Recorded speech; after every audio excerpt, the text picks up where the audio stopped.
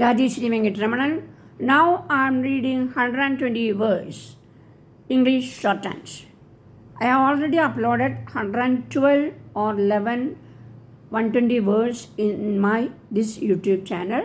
You all see and practice it 3 or 4 times and translate into English. That is most important. If you want the second paper book, you please contact me. I will give my phone number in the description box.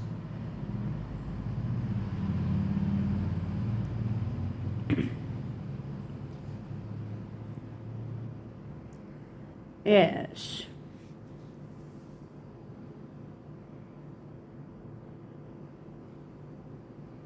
It is difficult for anyone to dispute that our industrial wage structure is in a chaotic state.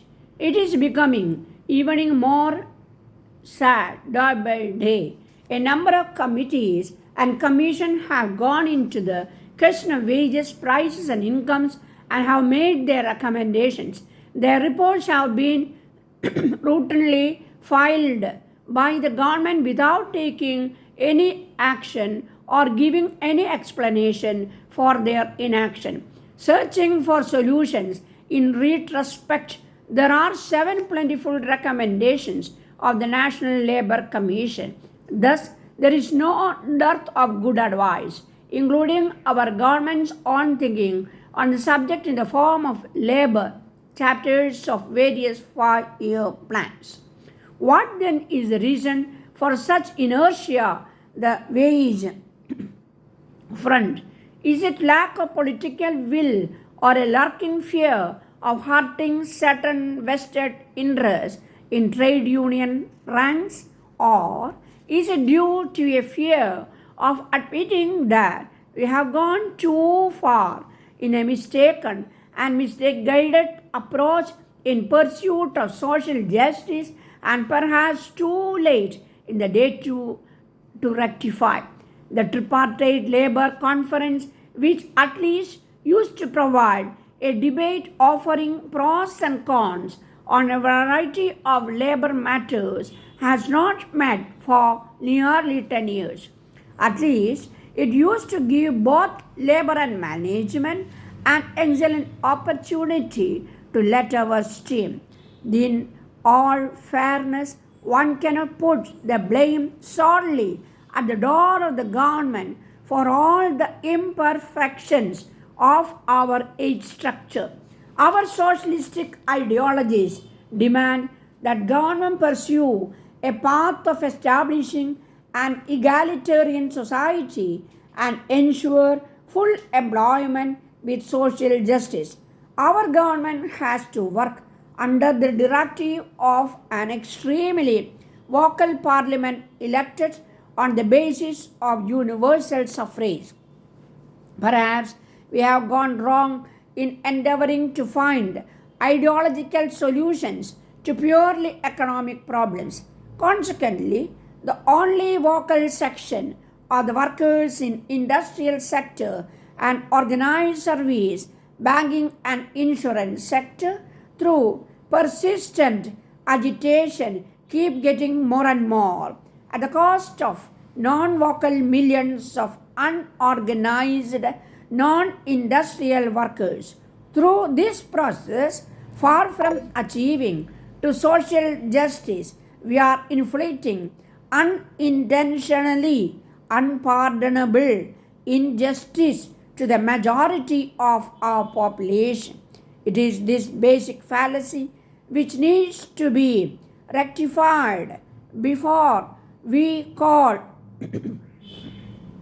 our age structure fair and unfair.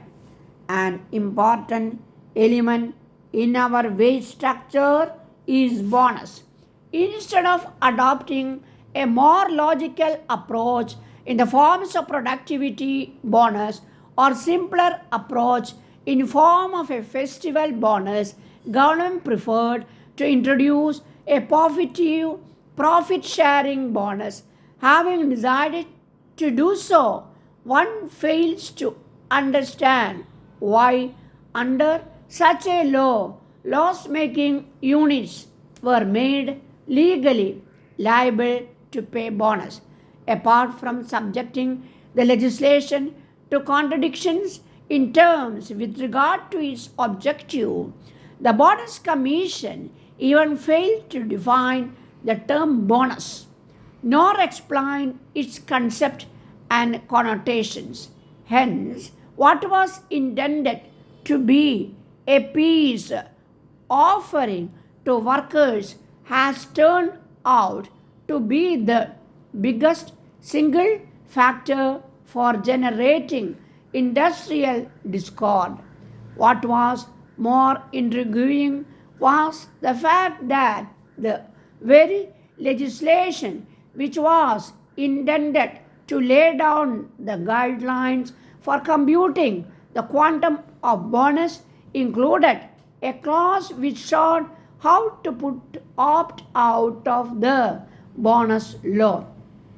Even when the legislation was refined and rectified, some of the state government found it expedient to violate the legislation by pressuring employers through threats that government would not be responsible for law and order unless they paid a quantum of bonus in excess of the guidelines laid down by the legislation.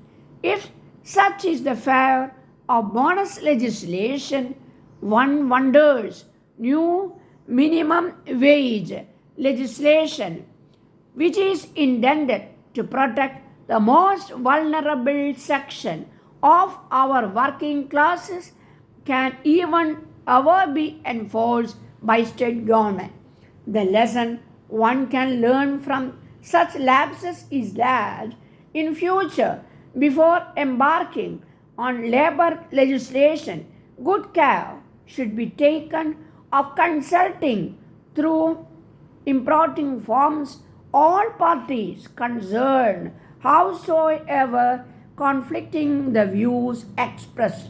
It would be least give the government pros and cons of the legislation.